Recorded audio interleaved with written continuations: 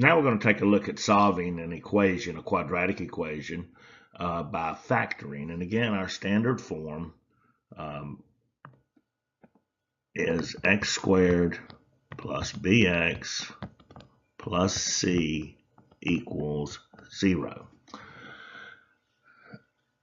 And we're going to, we got a taste of this just a little while back, few examples back. But one of the things we're going to discover, and not necessarily here in the exercises we're going to attempt to do right now, but we can have two solutions, one solution, and sometimes no solutions. Now, in the case of what we're doing here, we're going to have two solutions in these. And so we can solve most or some of these quadratic equations by factoring. But first, as we see here in this first equation, I need to get it into standard form, and I'm going to do that by subtracting 70 from both sides of the equation. And once we do, then we're going to have z squared minus 3z, and then minus 70 equaling 0. And now we want to factor this. Now, as we looked at where B and C, where the middle term and the last term were both positive. We worked with where the middle term was negative and the last term was positive. And then we looked at some where just the last term was negative, which is what we see in this case. We've got a negative 70 here. So I'm going to go ahead and just get my parentheses drawn. And my lead coefficient for that leading term of z squared is just 1. So I'm going to put z in both left sides of the parentheses.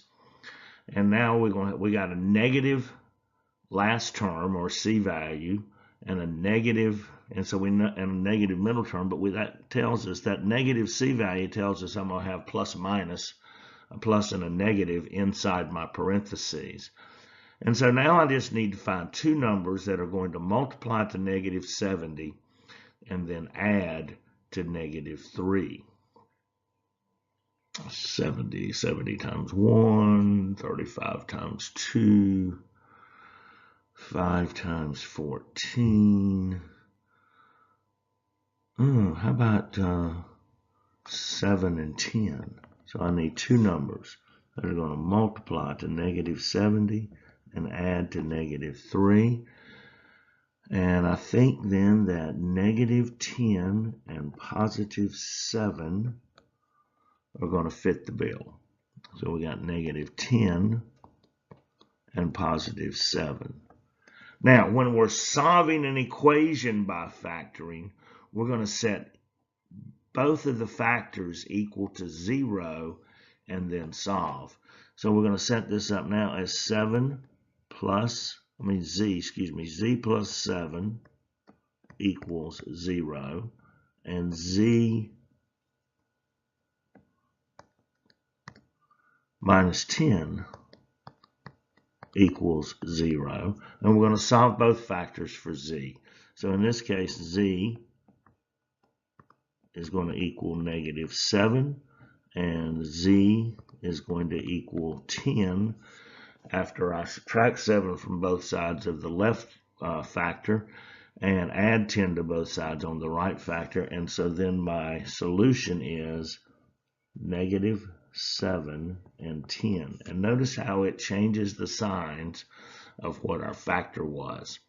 And that's because we set each factor equal to 0 and then solved.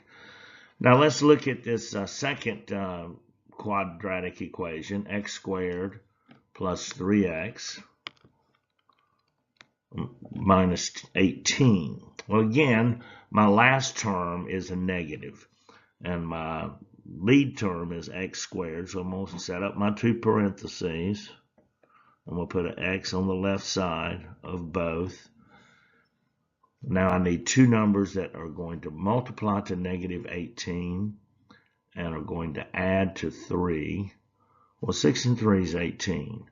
And so if I go with a positive 6 and a negative 3, 6 minus 3 is going to be positive 3. So let's go plus 6 and minus 3. And you notice this time I did that without the little X visual.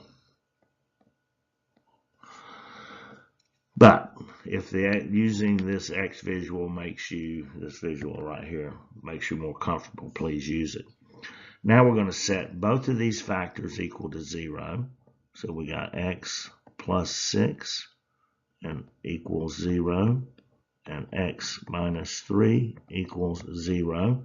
And here on the left side, we're going to subtract 6 from both sides to isolate the X. And once we do, X is equal to negative 6. And we're going to add 3 on the second factor to both sides to isolate the X. And once we do, we see that X then is equal to 3. And so our solution is negative 6 and 3. Now, why is that true? Well, if I were to substitute negative 6, let's say, into this equation here, well, negative 6 squared is 36, and 3 times negative 6 is negative 18, and 36 minus 18 is positive 18, and 18 minus 18 is 0, and it would make that statement true. What if I substituted in the 3? Well, 3 squared is 9, and 3 times 3 is 9, so 9 plus 9 is 18. 18 minus 18 is equal to 0. How about we go and look at this first one that we did? Let's put in negative 7 for z. So negative 7 squared is 49, and negative 3 times negative 7 is positive 21, and 49 and 21 would equal 7. And what if we substitute in the 10? What did I say? 70. So go back. Negative 7 squared is 49. Negative 3 times negative 7 is positive 21. 49 and 21 is 70. 70 equals 70. Let's substitute it in the 10. 10 squared is 100. And negative 3 times 10 is negative 30. 100 minus 30 is 70. 70 equals 70. Shazam! Solving an equation by factoring. We're going to do a little word problem next up on our list.